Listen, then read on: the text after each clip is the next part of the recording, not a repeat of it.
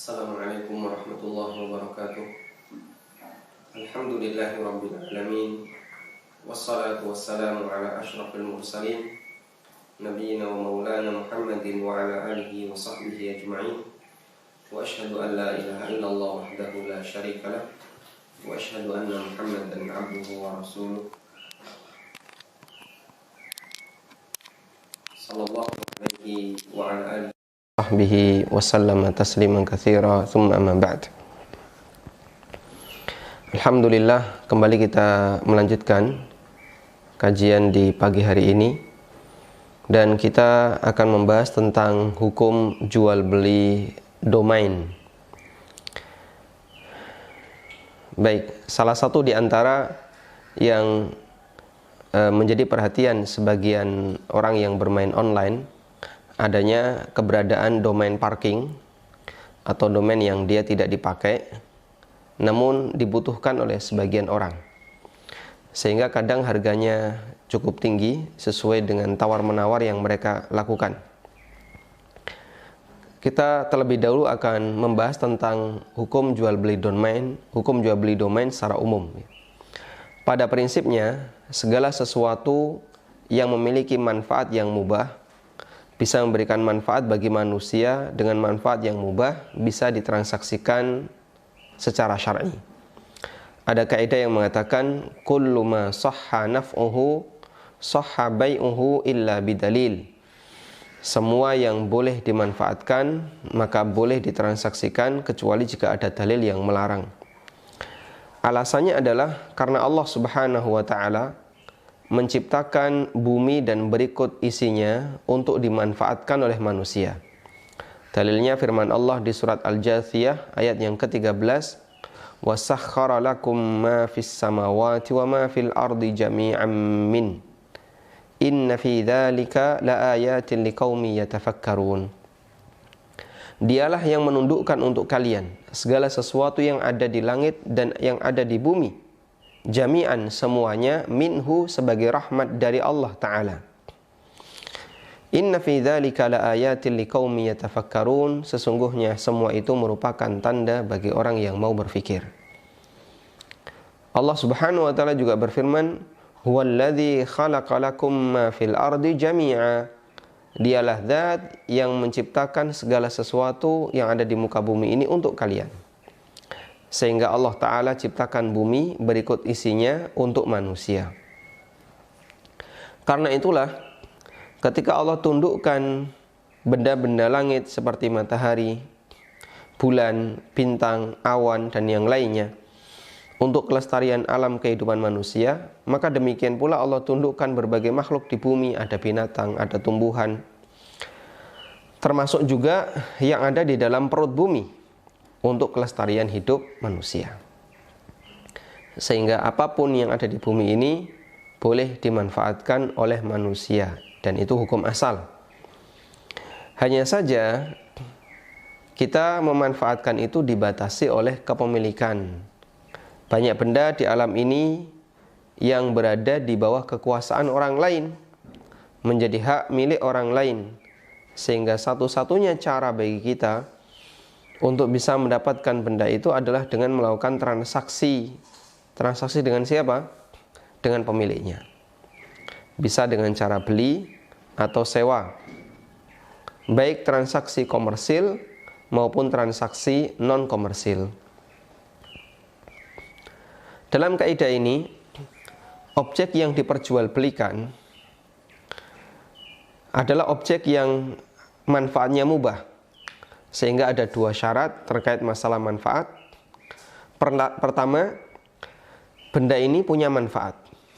Sehingga kalau bendanya sama sekali tidak memiliki manfaat, tidak boleh diperjualbelikan. Seperti di sini saya sebutkan serangga kecil. Apa manfaat nyamuk? Untuk pakan, apa manfaat nyamuk?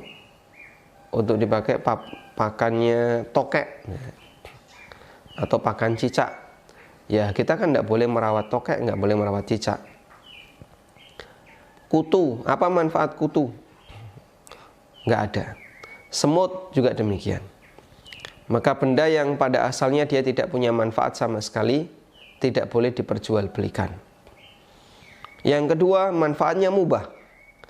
Sehingga kadang ada benda yang punya manfaat, tapi manfaatnya haram atau dominan haram. Jika manfaatnya haram atau dominan haram, benda seperti ini juga tidak boleh diperjualbelikan.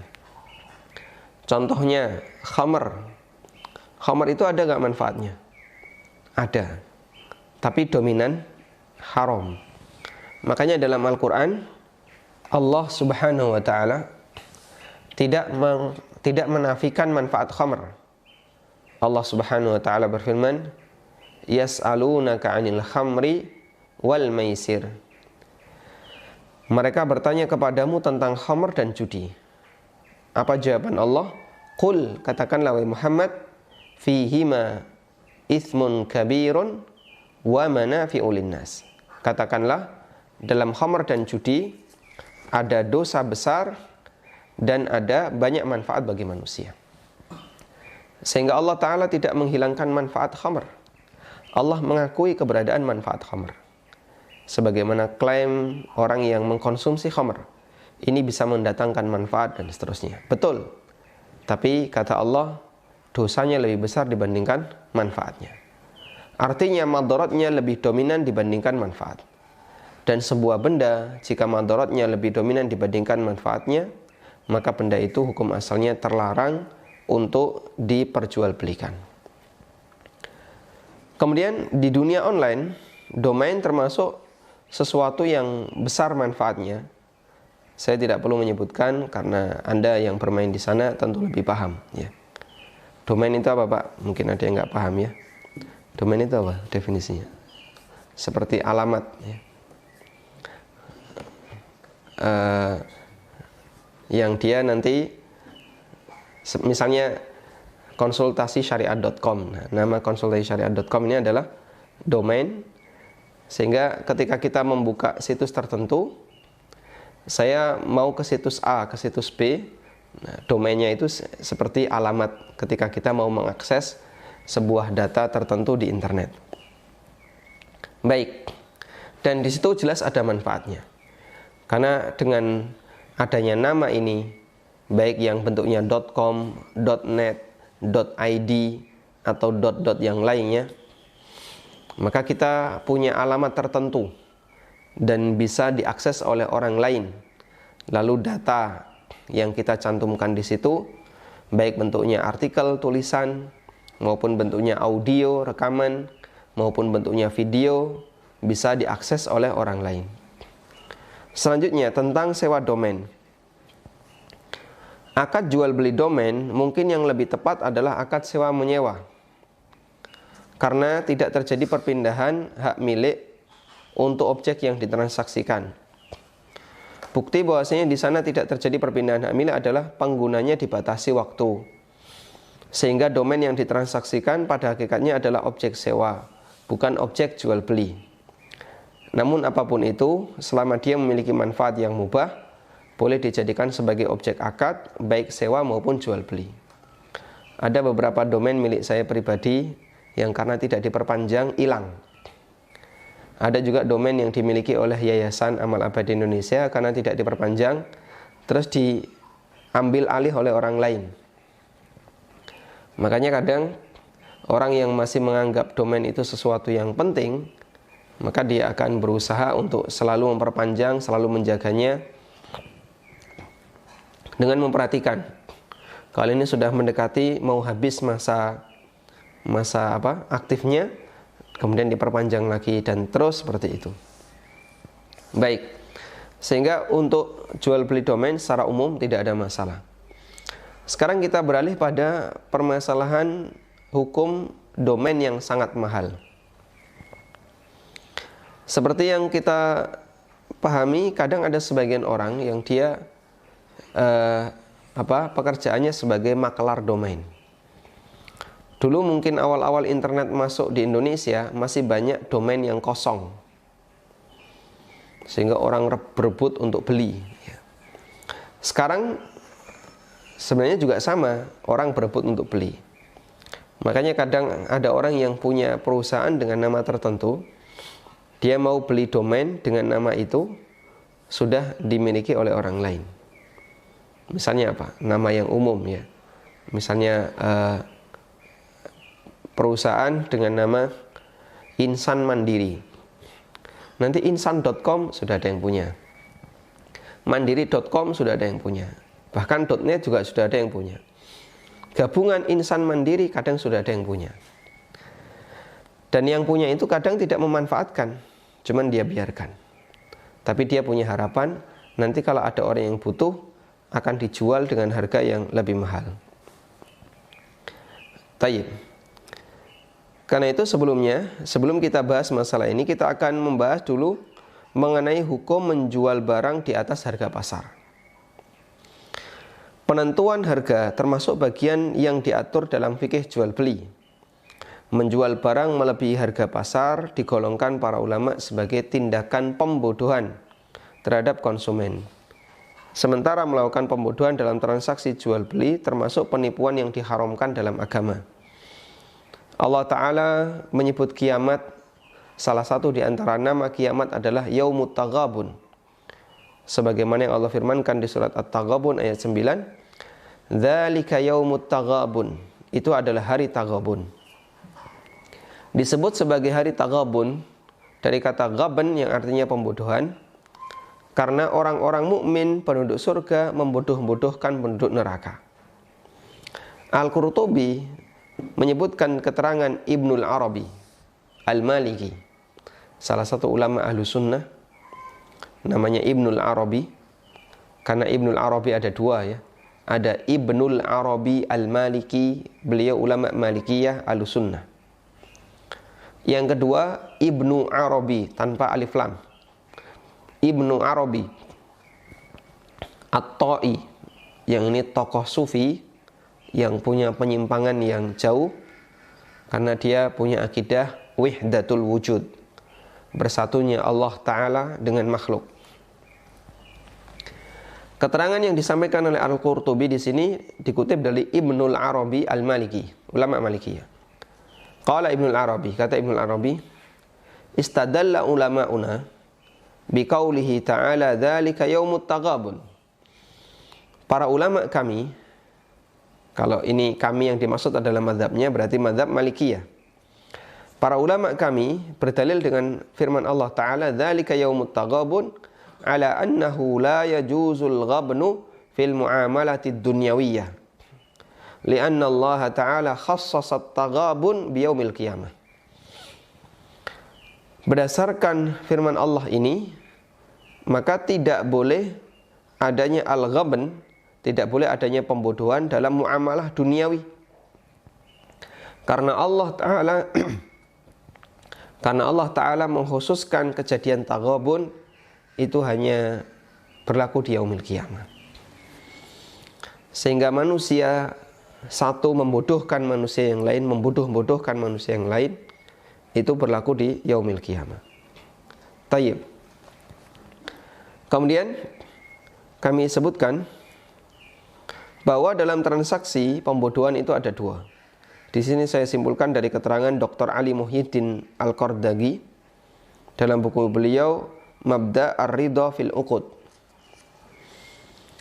Beliau membagi pembodohan menjadi dua. Yang pertama, pembodohan yang ditoleransi, yaitu pembodohan ringan masih ditoleransi.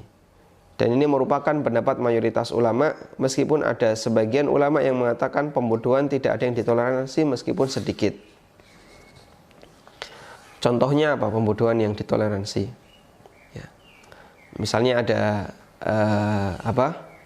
harganya dinaikkan sedikit, atau terutama masalah hobi. Kadang ada orang yang ketika transaksi untuk masalah hobi itu harganya dinaikin dan konsumennya mau, karena dia tahu konsumennya sangat mengejar untuk bisa beli barang itu. Mungkin itu yang dimaksud dengan pembodohan yang sedikit. Ada satu contoh ya, yang ini real pernah terjadi. Ada seorang pedagang batik, lalu datang konsumen. Kemudian dia tanya, di sini yang harganya yang cukup bagus yang mana? Harga bagus maksudnya cukup mahal. Dikasihlah sebuah batik yang bagus. Berapa harganya? 500.000 per meter. Terus konsumennya tanya, yang harganya 1 jutaan ada nggak? Ya. Kemudian beliau masuk, ngambil batik yang kualitasnya sama, cuman motifnya beda. Kemudian keluar, yang ini 1 jutaan. Oh iya, saya mau yang ini. Beli yang 1 jutaan. Masya Allah ya. Tayyib. Ini boleh ataukah tidak? Kalau misalnya ini dianggap sebagai bentuk pembodohan yang ditoleransi, maka menurut mayoritas ulama ini masih diperbolehkan. Kenapa? Karena dia dilakukan saling ridho. Dan namanya karya seni itu kadang tidak ada harga pasar tertentu. Sehingga bisa jadi kainnya sama, tintanya sama, tapi masalah selera sehingga orang berani beli dengan harga yang mahal disebabkan karena dia mungkin lebih bagus menurut selera dia, ini lebih saya sukai dan seterusnya.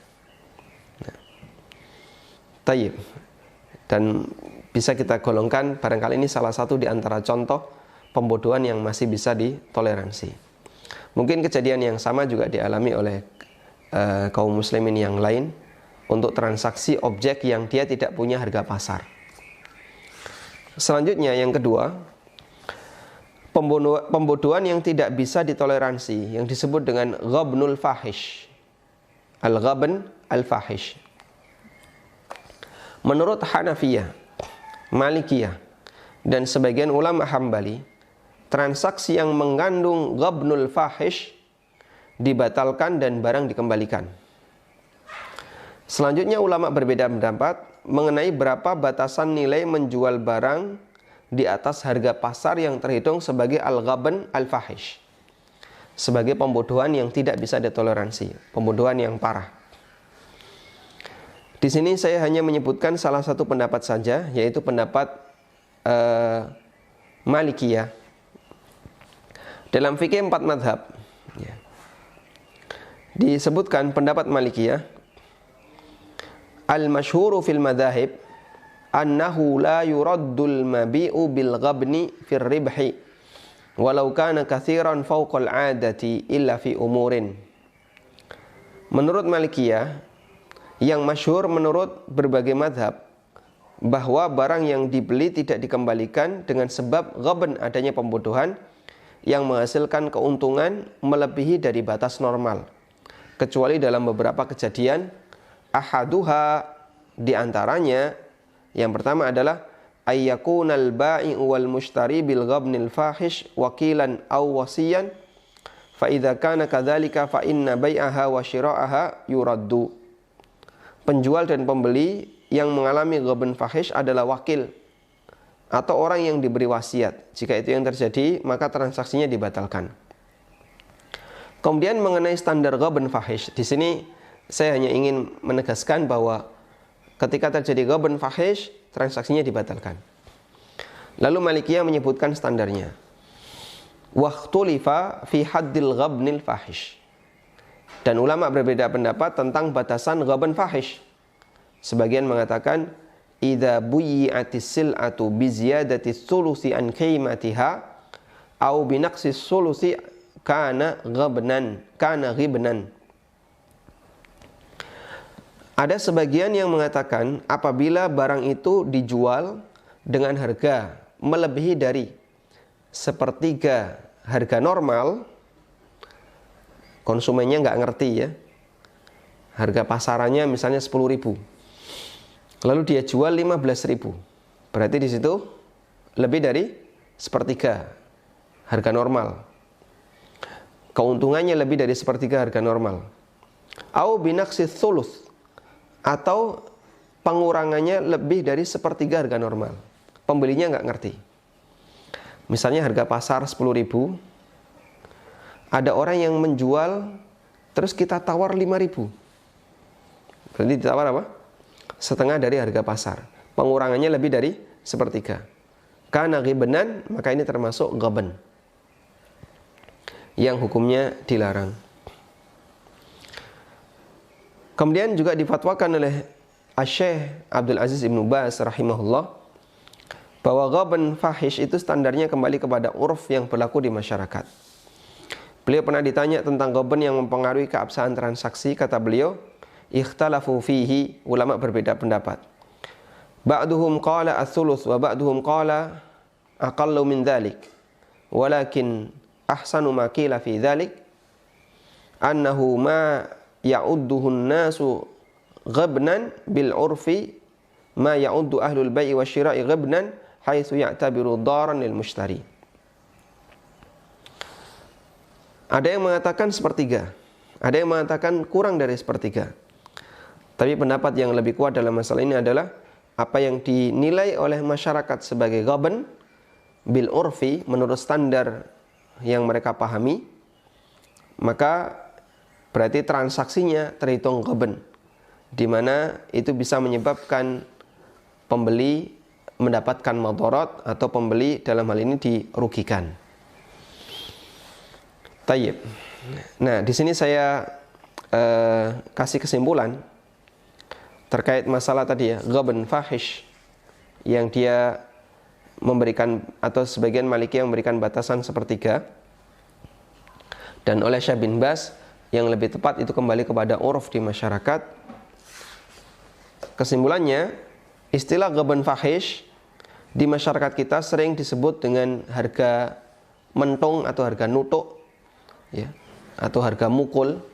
Artinya selama orang merasa terbodohi, merasa dirugikan disebabkan karena kenaikan harga yang terlalu tinggi atau harga yang dikurangi terlalu rendah sehingga penjualnya dirugikan, maka itu masuk dalam kategori ghaban fahish yang tidak bisa ditoleransi sebagaimana keterangan Syekh Ibnu Baz rahimahullah. Tayyib. Lalu kenapa tadi ada pendapat yang mengatakan sepertiga? Sebagian ulama menyebut bahwa alasan Malikiyah dengan membatasi sepertiga adalah hadis tentang wasiat. Nabi SAW pernah menjenguk Sa'ad bin Abi Waqqas radhiyallahu anhu, yang kala itu beliau sedang sakit cukup parah. Kemudian beliau ingin mewasiatkan seluruh hartanya, tapi dilarang oleh Nabi SAW. Kemudian Sa'ad mewasiatkan setengah hartanya, dan tetap dilarang oleh Nabi SAW. Kemudian Sa'ad mewasiatkan sepertiga hartanya. Lalu Nabi SAW mengatakan ats-tsulus was-tsulusu katsir. Kalau sepertiga silahkan, dan sepertiga itu sudah banyak. Kalimat ini, sepertiga itu sudah banyak, dijadikan acuan. Berarti sesuatu itu jika melebihi dari sepertiga, berarti itu kebanyakan. Dan kalau kebanyakan, berarti dia keluar dari standar normal. Karena itu, diturunkan dalam masalah ini adalah untuk kasus orang yang menaikkan harga di atas harga pasar. Menaikkan harga melebihi dari 30% dari harga pasar, itu kebanyakan, dan itu bisa merugikan pihak konsumen. Baik, perhatikan di sini ya. Harus ada standar harga pasar, kemudian dinaikkan di atas harga pasar sampai melebihi dari sepertiga. Itu yang dimaksud ghaban fahish. Tapi kalau tidak sampai melebihi dari sepertiga atau tidak ada harga pasar, maka kembali kepada kesepakatan antara penjual dengan pembeli. Selanjutnya, kita beralih pada pertanyaan, apakah menjual domain dengan harga yang sangat fantastis, ya, termasuk pembodohan terhadap konsumen? Ada dua premis yang bisa kita gunakan untuk menjawab ini. Pertama, adakah harga pasar untuk domain? Baik, jika kita beli domain dari penyedia domain, harganya sangat murah. .com hanya sekitar sekian ratus ribu per bulan. .net lebih mahal dikit. Dan untuk pembelian domain dari penyedia domain, harganya relatif sama, baik namanya unik maupun tidak unik. Itulah yang menjadi harga pasar untuk domain ketika Anda beli domain dari penyedia domain. kemudian dihargai jutaan tertentu, kemudian dihargai jutaan, tentu saja ini ada komplain karena harga jauh dari harga pasar. Kemudian yang kedua, apakah harga pasar bisa berbeda tergantung kondisi produk? Jawabannya, ada banyak produk di sekitar kita yang dipasarkan dengan harga yang sangat bervariasi tergantung kondisinya. Secangkir kopi di warung kopi pinggir jalan harganya 5.000. Sangat jauh berbeda ketika di Starbucks atau ketika di bandara harganya bisa puluhan ribu. Mie instan di warung 3.000. Tapi kalau di kereta berapa? 10.000. Lebih mahal lagi di atas pesawat, 25.000. Sehingga bisa berbeda tergantung posisi. Apa yang membedakan? Yang membedakan di sini adalah masalah pasarannya beda. Baik. Karena itu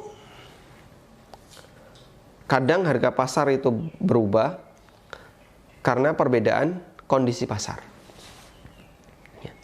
Air mineral kalau di warung kelontong harganya berapa?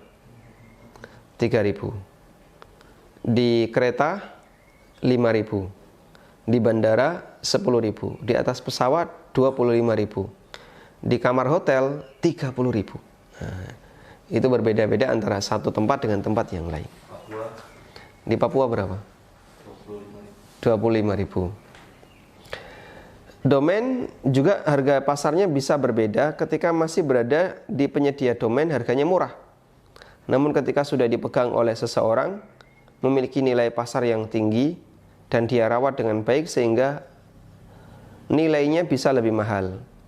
Ini sudah berbeda pasarnya. Nah, karena itu menjual domain dengan harga mahal bukan termasuk jual beli yang bermasalah selama keduanya saling ridho dan tidak ada yang merasa dizolimi atau dibodohi. Tayyib. Mungkin kalau sangat tidak normal, misalnya dulu kasusnya adalah tiket.com ya, yang dihargai berapa juta itu, sangat mahal ya. Atau sony.com sampai masuk ke pengadilan ya. Jadi kalau sudah sampai seperti ini berarti terjadi sengketa besar-besaran sehingga harus melibatkan hakim. Lah kalau seperti itu maka sebaiknya dilakukan penyesuaian agar ketika menggunakannya tidak sampai ada pihak yang didolimi. Karena dulu ketika dia beli cuma 200.000, sekarang dijual dengan harga misalnya 10 juta, 20 juta, bahkan miliaran. Nah itu yang bermasalah. Wallahu a'lam. Tapi kalau kenaikannya masih dianggap normal, insya Allah tidak masalah. Karena ketika kenaikannya masih normal, maka tidak ada pihak yang merasa didolimi. Apalagi ketika domain itu domain yang cukup strategis dan sudah dirawat oleh pemilik pertama. Wallahu a'lam. Taib, insya Allah cukup jelas dari apa yang kami sampaikan. Semoga menjadi kajian yang bermanfaat. Dan materi untuk hari ini selesai. Untuk materi besok kita akan membahas masalah just tip, jasa titip. Dan ada banyak pendekatan di sana sehingga barangkali tidak cukup untuk kita bahas di kesempatan pagi hari ini. Taib, insya Allah kita bahas besok. Semoga Allah Subhanahu wa taala memberkahi apa yang kita pelajari. Wa sallallahu ala nabiyyina Muhammadin wa ala alihi wa sahbihi wa sallam. Wa akhiru da'wana anil hamdulillahi rabbil alamin. Dan selanjutnya bagi Anda yang mau menyampaikan masukan atau kritikan, kami persilahkan. Demikian pula pertanyaan bisa disampaikan melalui line telepon atau melalui WA. Kita bacakan terlebih dahulu pertanyaan melalui WA. Baik, atau kita angkat dulu ini ya. Silahkan. Halo, Assalamualaikum. Waalaikumsalam warahmatullahi. Silahkan Bapak. Boleh bertanya Pak Ustadz? Silahkan. Dari Muhammad Thohir Pak Ustadz. di Bekasi, Kabupaten Bekasi. Silakan Bapak. Ini masalah anak ini ikut di online Pak Ustadz. Online itu penyedia jasa pemasangan iklan. Nah, dia pakai referral Pak Ustadz. Nah, referral ini apabila kita membawa orang itu diberi komisi 5% apabila referral ini aktif. Tapi kalau referral ini nggak aktif, dia nggak dapat komisi gitu. Pendaftarannya gratis. Terus dia punya masa kerja 40 hari. Dari setiap 40 hari ini, setiap dia dalam satu harinya dia punya klik iklan 10 kali dalam satu hari. Apabila dia masih personal, dia itu mendapatkan upah sekitar 3-4 ribu. Tapi kalau dia sudah berbayar, itu bisa menjadi lebih mahal. Dia ini punya sistem multi level, tapi cuma satu level doang, nggak lebih dari itu. Tapi kalau seandainya yang di bawahnya mendapatkan referral lagi, saya ini nggak mendapatkan komisi lagi dari referral yang dibawa tadi. Apakah sistem multi level ini termasuk yang dilarang dalam syariah, Pak Ustaz? Baik, mendaftarnya gratis Pak ya? Ya. Cukup Bapak. Nah. Jazakumullah khair, Pak Ustaz. Wa jazakumullah khair. Mendapatkan referral lagi.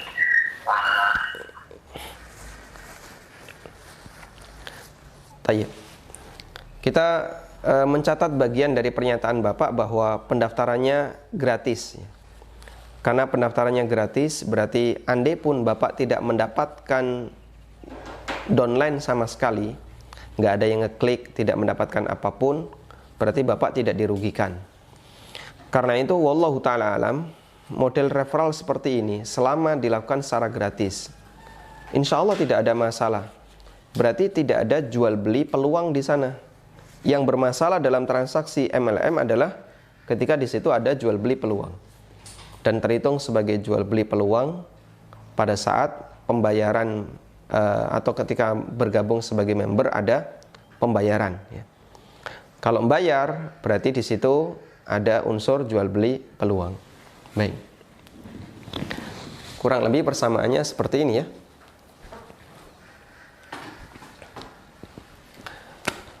Untuk melihat apakah ada gharar ataukah tidak, kita punya rumus keseimbangan seperti yang sering kita sebutkan. Iwad sama dengan muawad. Di sini yang ditransaksikan adalah objeknya apa itu? Mendapatkan fee ketika bisa dapat downline dengan referral. Baik. Tapi di sini 0. Anda nggak bayar. Kalau di sini 0, berarti transaksinya bukan muawadhah. Transaksi muawadhah itu jika di sini ada, muawadnya ada. Itu transaksi muawadhah. Transaksi muawadhah itu apa, Pak? Akad muawadhah adalah akad komersil. Akad muawadhah, akad komersil. Akad komersil harus ada keseimbangan, iwadnya ada, muawadnya ada. Tapi kalau iwadnya nggak ada, 0, berarti bukan akad komersil. Kalau bukan akad komersil, berarti akad tabarru, akad sosial. Atau akad Anda dijadikan sebagai wakil, wakalah. Ya. Nah, ketika seperti ini yang terjadi, yang di sini kosong, insya Allah tidak jelas yang ada di sini. Ini kan ada tapi nggak jelas. sifatnya tidak jelas, hukumnya diperbolehkan. Mengingat tidak ada pihak yang dirugikan pada saat transaksi itu dilakukan, sehingga tidak jadi masalah jika Anda bergabung di sana dengan ketentuan tadi tidak perlu bayar. Tapi kalau bayar, ya, misalnya anggaplah ini bayar 100.000, kemudian Anda mendapatkan hak referral. Jika nanti Anda bisa mendapatkan orang mengklik atau ikut bergabung, nanti Anda dapat komisi dari 100.000 dikasih komisi 10% misalnya. Komisi 10%, di sini saya tulis 10%, ini kan tidak jelas. Kalau nggak dapat sama sekali, hilang 100.000. Kalau cuma dapat satu, cuma dapat 10.000. Dan Anda belum balik modal, sehingga ada peluang antara resiko untung atau rugi. Di posisi itulah terjadi transaksi gharar yang dilarang. Wallahu alam. Baik.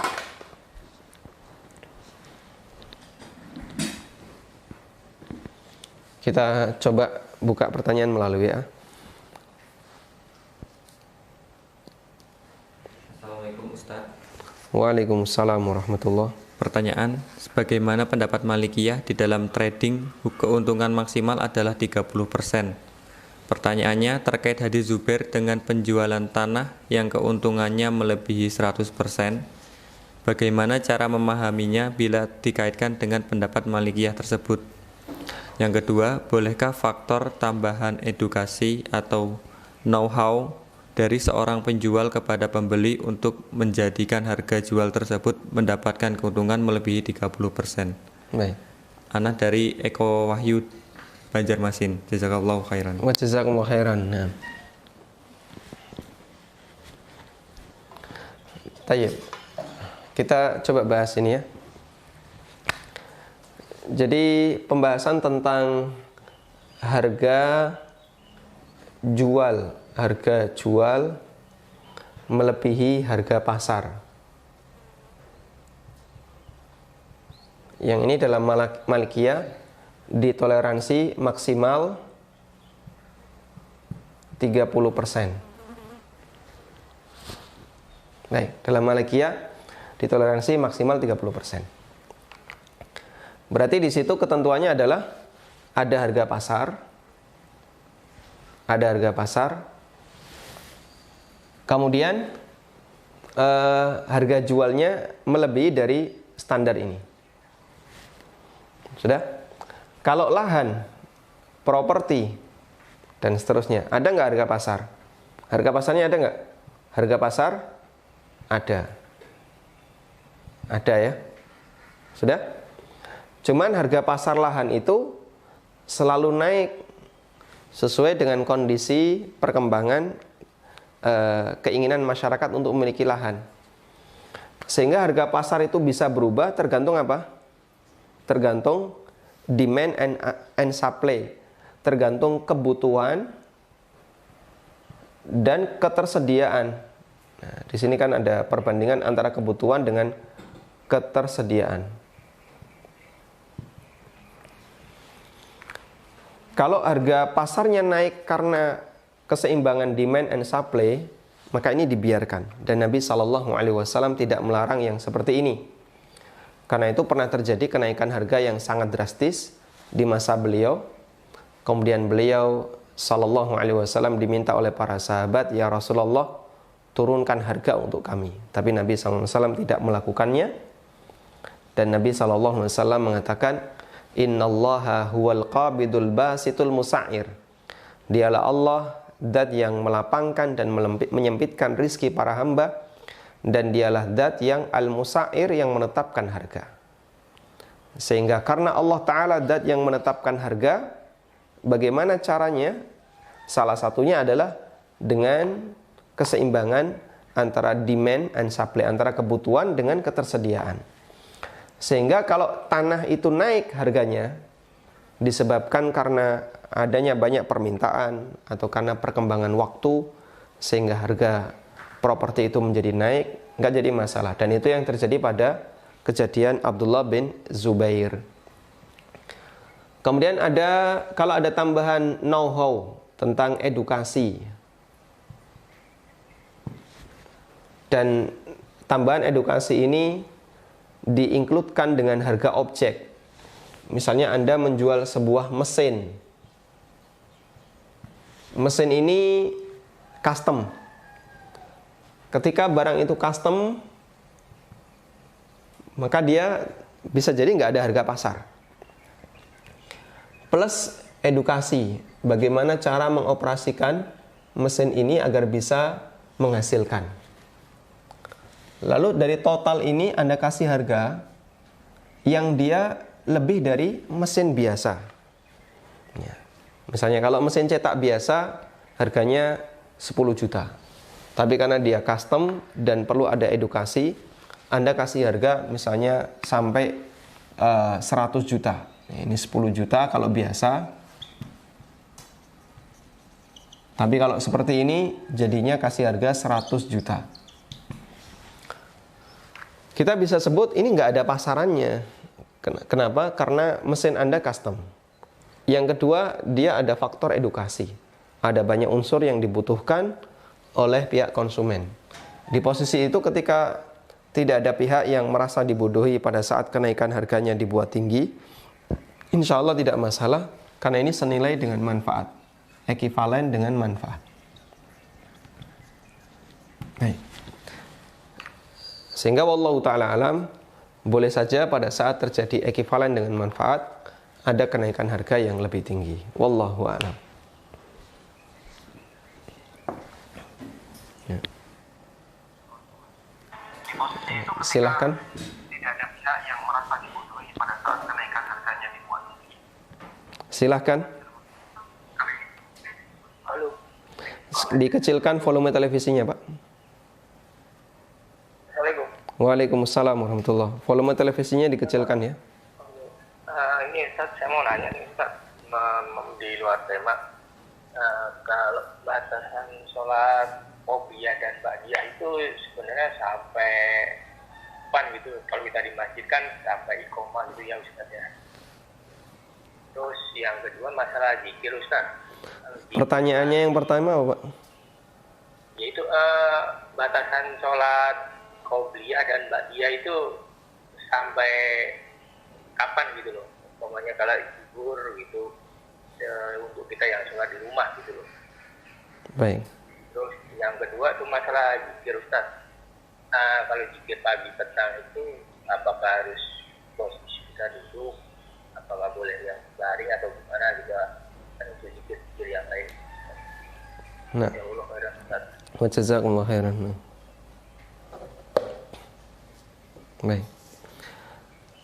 Batasan sholat qobliyah adalah setelah masuknya waktu sholat, ditandai misalnya dengan adanya adzan di tempat Anda kalau adzannya tepat waktu, dan batas terakhirnya adalah sampai Anda mengerjakan sholat wajibnya.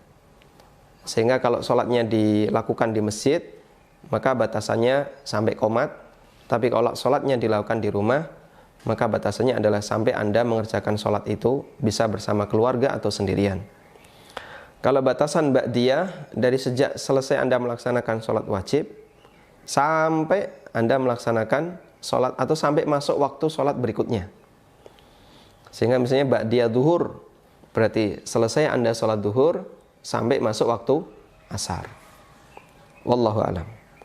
Berikutnya tentang zikir pagi sore, apakah harus dilakukan secara duduk ataukah bagaimana? Bukan syarat dalam zikir, harus dilakukan dengan menghadap kiblat, dengan posisi duduk, dengan dalam kondisi suci dari hadas.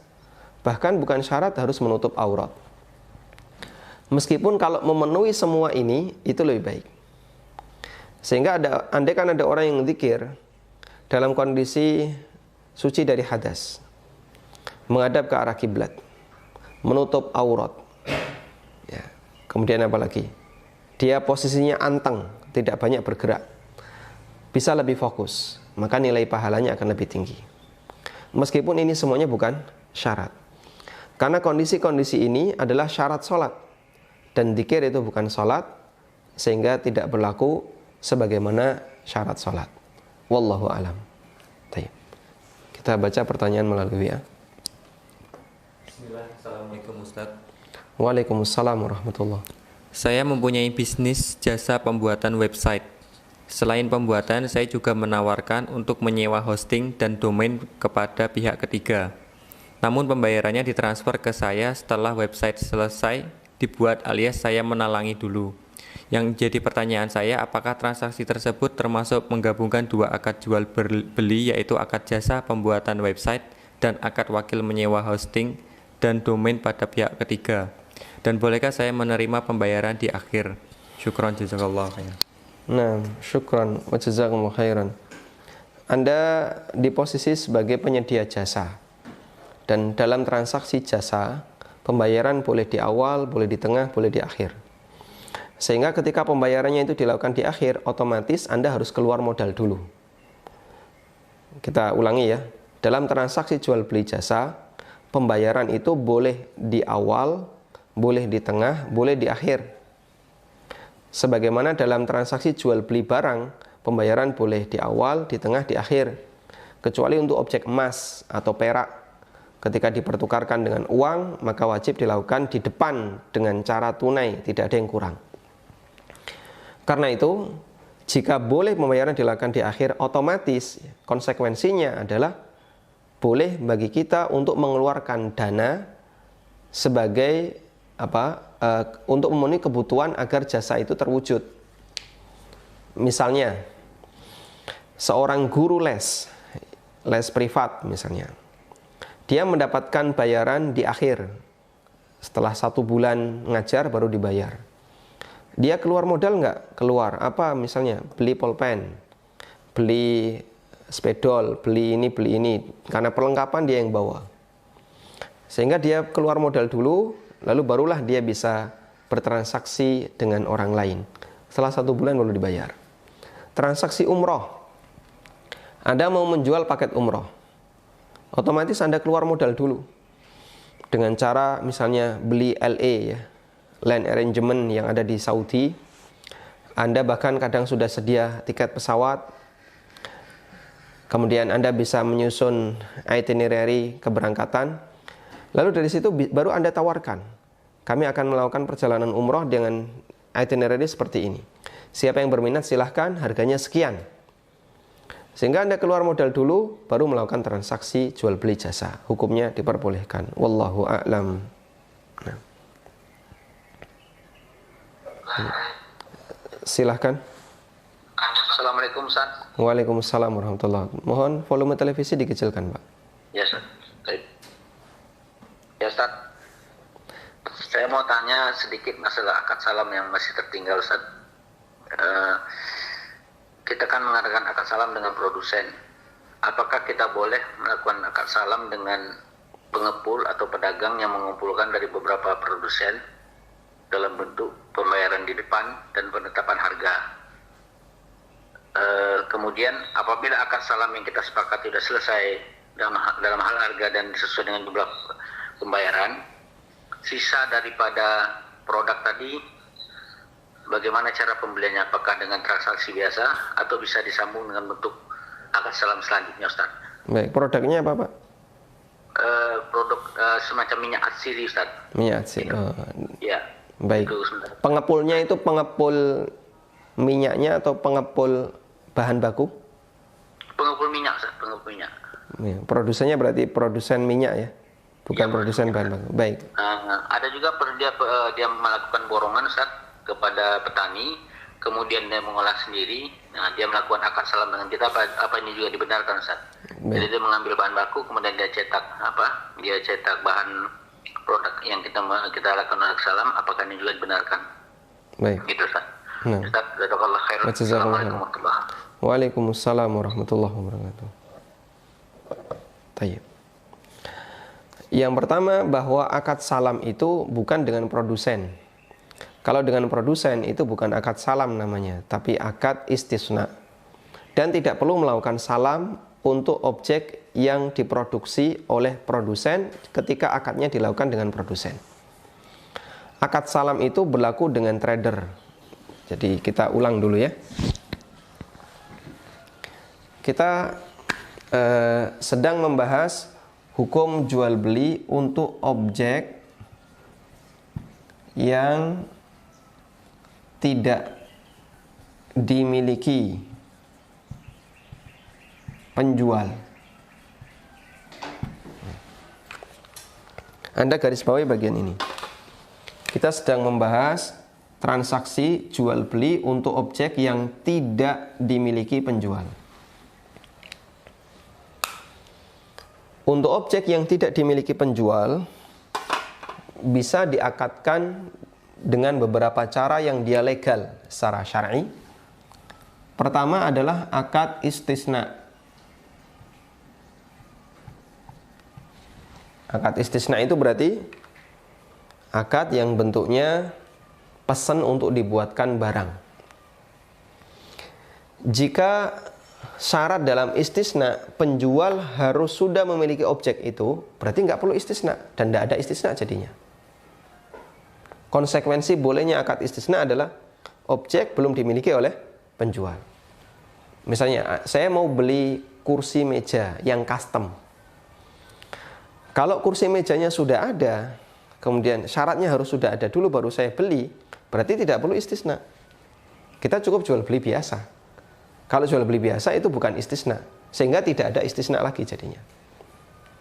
Makanya mengenai hukum istisna ulama kan beda pendapat, boleh ataukah tidak. Karena secara skema penjual itu pasti nggak punya barang, itu istisna. Untuk produk yang sudah dimiliki oleh produsen, maka akadnya bukan istisna lagi, meskipun dia produsen. Contoh ya, ada mebel. Mebel dia tentu saja sudah punya showroom dan punya banyak barang-barang di situ. Kemudian ketika saya masuk di showroom, saya tertarik untuk beli kursi. Kursinya sudah ada di situ, sehingga tidak perlu diproduksi karena sudah ada. Apakah saya melakukan akad istisna dengan penjual ini? Jawabannya tidak. Kenapa? Karena objeknya sudah ada, sehingga akadnya jual beli biasa. Tinggal selanjutnya pembayarannya apakah mau tunai ataukah kredit, itu masalah teknis dan dua-duanya boleh. Dan juga tidak perlu salam. Kenapa? Barangnya sudah ada. Salam itu berlaku untuk barang yang tidak dimiliki oleh penjual. Baik, kembali kita ingatkan, adanya akad istisna berarti barang belum dimiliki oleh penjual. Kalau dia istisna berarti belum diproduksi oleh objek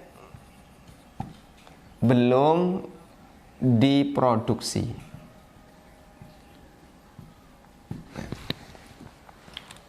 Sudah? Kalau objeknya belum sudah diproduksi, nggak perlu istisna. Yang kedua adalah dengan melakukan skema salam. Dalam skema salam, bedanya apa dengan istisna? Salam itu berlaku untuk orang yang dia nggak memproduksi, sehingga dia berlaku untuk, kalau ini berlaku untuk Sonic namanya ya, produsen.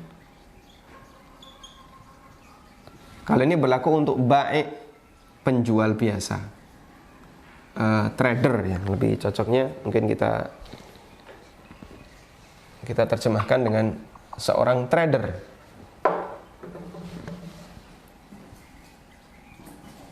Nah, karena itu ketentuannya di akad salam adalah objek belum dimiliki. Belum dimiliki itu berarti tradernya belum pernah kulaan objek itu. Sudah? Tapi kalau trader itu sudah pernah memiliki barang itu. Pak, saya punya barang jumlahnya banyak tapi di Surabaya. Padahal Anda di Jakarta. Barangnya ada di Surabaya, jumlahnya banyak.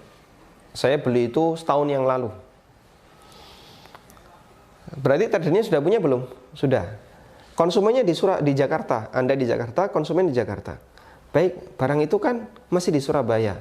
Saya melakukan akad salam dengan kamu, boleh nggak? Ya nggak perlu salam, barang sudah dimiliki. Kalau sudah dimiliki, tidak lagi berlaku salam, tapi jual beli biasa. Nah, tinggal selanjutnya masalah melihat barang atau penjelasan kriteria itu disebutkan dalam akad yang kira-kira bisa menghilangkan gharar ketika transaksi. Sudah? Nah, karena itu kalau akad salam dengan istisna ini keliru ya. Tidak ada akad salam dengan produsen. Akad salam itu hanya dengan trader. Nah, berikutnya berarti pengepul itu yang mana? Pengepul karena dia nggak memproduksi kan berarti dia melakukan akad salam. Nah, cuman bedanya begini. Kalau dalam akad istisna itu pembayaran boleh nyicil, boleh ada DP. Kalau dalam salam tidak boleh ada DP. Karena kalau ada DP nanti jadinya kalik bil kalik. Jadi untuk teknis pembayaran istisna itu lebih longgar. Kalau salam wajib tunai. Maka ketika A bertransaksi salam dengan pengepul, A melakukan akad salam dengan pengepul,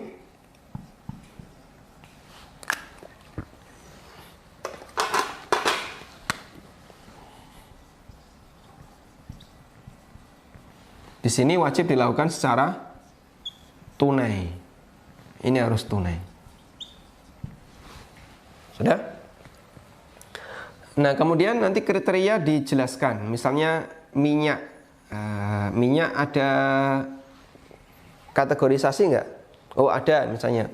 Minyak atsiri kelas A misalnya. Kelas paling bagus. Harganya misalnya belinya sekian kintal ya, 10 kintal misalnya, 1 ton berarti ya. Beli 1 kintal, 10 kintal. Sudah. Kok ada yang lebih? Ternyata ada lebih, sisa ya. Sisanya misalnya 2 kintal. Nah, 2 kintal ini kan sudah dimiliki oleh pengepul. Sudah dimiliki berarti ini bukan salam lagi, ini transaksi biasa. Karena dia menyediakan dalam jumlah banyak dan Anda butuhnya 10 kintal, saat akad memang 10 kintal, maka dalam akad salam yang jadi objek ini 10 kintalnya. Sedangkan yang 2 kintal sisanya ini ditransaksikan biasa karena dia sudah dimiliki oleh pengepul. Wallahu a'lam.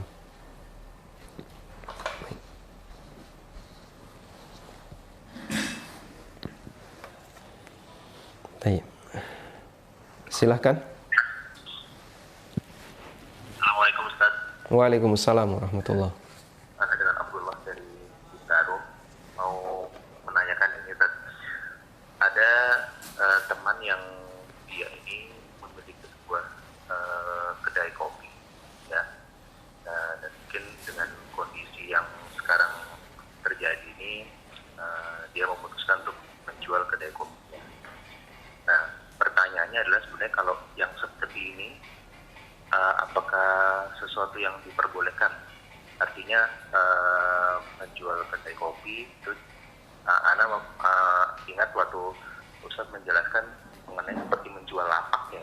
Apakah ini bisa disamakan dengan kondisi yang seperti itu? Dan kalau misalnya memang ini transaksi yang diperbolehkan, kira-kira dari pihak Ana sebagai calon pembeli ya, hal-hal apa yang harus diperhatikan terkait transaksi ini? Yang dipermasalahkan yang mana Pak? Jual beli kedai kopi Pak? Ya maksudnya ketika teman Ana itu menjual kedai kopinya, apakah ini sesuatu yang diperbolehkan seperti halnya seperti menjual lapak gitu loh Ustaz? Itu kayak ada pedagang dia mau pulang kampung misalnya, lapaknya itu dijual. Nah, apakah ini termasuk kondisi yang seperti itu sehingga di transaksi ini nanti misalnya Ana mau membelinya itu diperbolehkan? Kedai kopinya di mana Pak? Kenapa Ustaz? Kedai kopinya di rumahnya atau di mana? Ada tempat yang dia sewa. Jadi dia menyewa sebuah kayak kios gitu. Baik, cukup insyaallah. Baik, jazakallah khairan. Jazakumullah khairan. Assalamualaikum. Waalaikumsalam warahmatullahi. Kembali kepada kaidah dalam transaksi jual beli. Kullu ma terkait objek ini ya, kaidah terkait objek.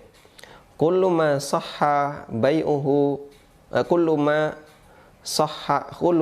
sahha naf'uhu sahha bai'uhu illa bidalil. semua yang halal dimanfaatkan, halal untuk ditransaksikan, kecuali jika di sana ada dalil. Sehingga kedai kopi kita tahu hukum asalnya mubah dan boleh untuk dijadikan sebagai media untuk berbisnis, ya.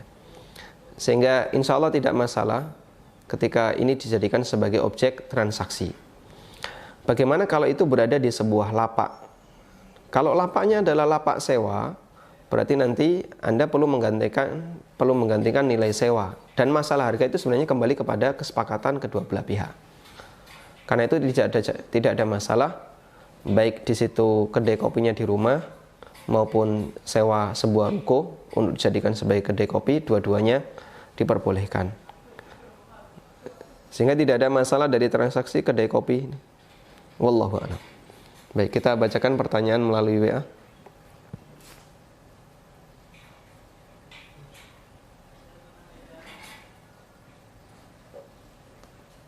Ya.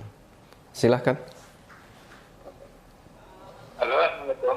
Waalaikumsalam warahmatullahi. Silahkan, Pak. Alhamdulillah, akhirnya nyambung udah hari ketiga ini, Ustaz. Masya Allah, barakallahu fiikum. Ustaz, Ana mau nanya, Ustaz, hukum beli saham nantinya mau dijual lagi ketika harganya tinggi, itu gimana ya, Ustaz? Dengan periode waktu tertentu, tapi waktunya itu nggak mesti, karena kita lihat tren harganya ketika tinggi maka kita jual sehingga untungnya banyak. Karena analoginya seperti ini, Ustaz, kita jual beli hewan kurban kan kita belinya itu di saat murah, jauh-jauh hari sebelum Idul Adha. Nah, kita kan beli tujuannya biar dijual lagi pas Idul Adha itu harganya tinggi sehingga untungnya banyak. Nah, kalau di hewan kurban seperti itu kan halal ya, Ustaz. Nah, kalau di saham kita terapkan seperti itu, bagaimana ya, Ustaz, hukumnya? Syukran jazakumullah khair. Naam. Wa jazakumullah khairan wa fiikum barakallahu. Nah, tentang trading saham, Bapak, insya Allah nanti ada pembahasan tersendiri di buku. Saya bahas itu di halaman berapa ini? Agak di belakang ya. Trading saham online di halaman 235. Dan di situ saya gandengkan dengan masalah forex juga, meskipun ini dua hal yang berbeda, cuman jajaran saja ya. Dan insya Allah nanti akan kita bahas lebih detail lagi, dari mulai 235 sampai 252. Saya bahas khusus tentang masalah saham. Insya Allah akan kita detailkan, termasuk tentang berkaitan dengan pertanyaan Bapak tadi, insya Allah ta'ala. Dan kami punya rencana akan menghadirkan salah satu mantan pemain saham yang dia cukup berpengalaman, sehingga nanti bisa mendapatkan penjelasan yang lebih jelas, baik dari sisi mahiyah, dari sisi bagaimana teknis yang terjadi di transaksi saham, dan kemudian tinjauan yang bisa kita berikan dalam transaksi tersebut. Wallahu ta'ala alam.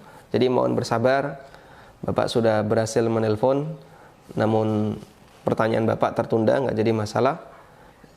Bisa ikuti terus kajian pagi, dan insya Allah nanti akan kita buka tentang trading saham. Nah, kita bacakan pertanyaan melalui WA. Assalamualaikum Ustaz.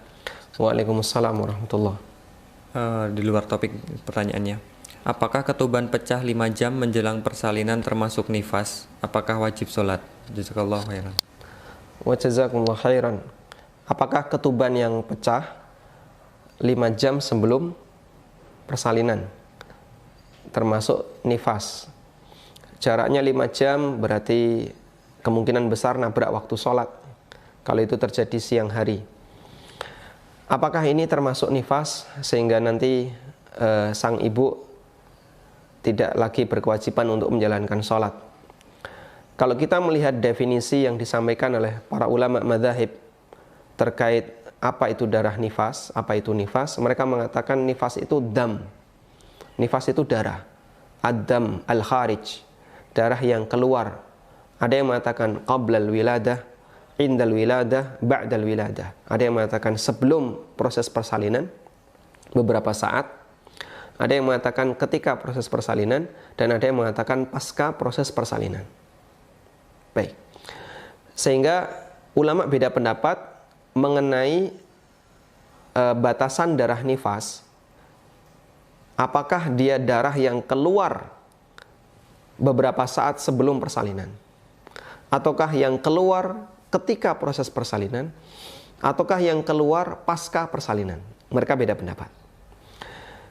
Menurut mereka yang mengatakan bahwasanya darah nifas adalah darah yang keluar beberapa saat sebelum proses persalinan, berarti ketika sudah terjadi kontraksi, pembukaan, masih pembukaan 1 atau pembukaan 2, lalu keluar darah, maka wanita ini sudah nggak wajib sholat, karena status dia sebagai orang yang nifas.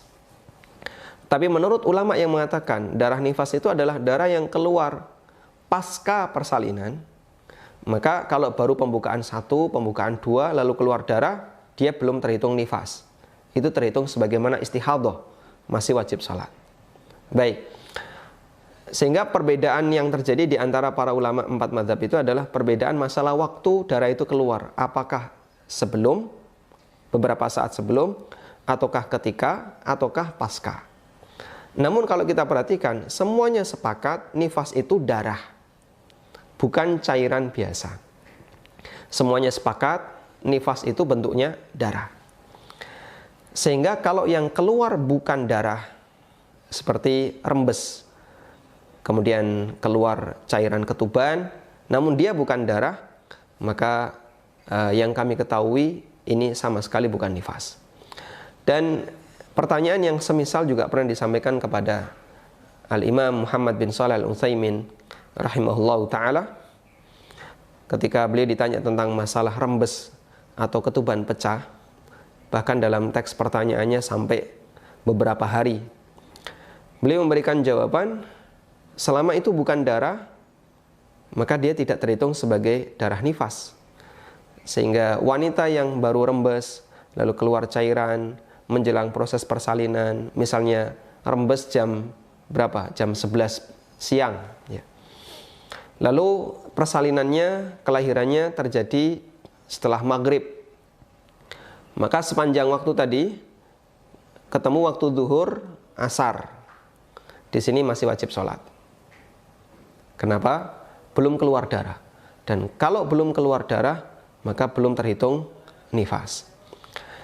Sementara kalau sudah keluar darah, dari 3 batasan tadi, menjelang, ketika, dan pasca, itu mana yang kira-kira pendapat yang lebih mendekati? Kalau kita mengambil pendapat Imam Ibnu Utsaimin dalam hal ini, dan ini sebenarnya mazhab Hambali, bahwa terhitung sebagai darah nifas adalah ketika darah itu keluar qubailil wiladah, mendekati proses persalinan. Dan itu ditandai setelah adanya at-talaq, setelah adanya kontraksi. Maka syarat beliau, wanita mengalami nifas jika sudah keluar darah dan itu keluar ketika sudah mengalami kontraksi. Ya. Kontraksi lalu pembukaan 1 atau pembukaan 2 atau bahkan kurang dari itu, maka kalau sudah keluar darah terhitung sebagai darah nifas dan tidak lagi wajib sholat. Nah, selanjutnya kalau lama proses kontraksinya, dari pembukaan 1 sampai pembukaan 10 itu butuh waktu 5 jam.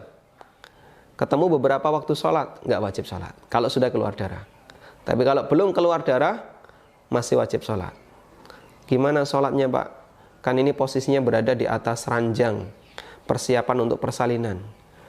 Sementara jariknya misalnya basah semuanya, sarungnya basah semuanya, selimutnya basah, nggak jadi masalah dalam kondisi basah, karena ketuban dalam hal ini tidak termasuk sesuatu yang najis menurut pendapat yang lebih kuat, sehingga Anda bisa sholat sambil tiduran, kalau nggak bisa duduk, ya. Kalau bisa berdiri, berdiri. Kalau nggak bisa berdiri, sambil duduk. Kalau nggak bisa sambil duduk, sambil tiduran. Sholat sebisanya, yang penting sholat. Dan kerjakan bagian yang wajib, ya. Kalau misalnya Anda keberatan untuk melakukan yang qobliyah atau ba'diyahnya, yang sunnahnya. Wallahu ta'ala alam Demikian yang bisa kita bahas di kesempatan kali ini. Semoga menjadi kajian yang bermanfaat.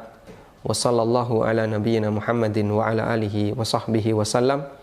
Wa akhiru da'wana anil hamdulillahi rabbil alamin. Wassalamualaikum warahmatullahi wabarakatuh. Subhanakallah. Asyhadu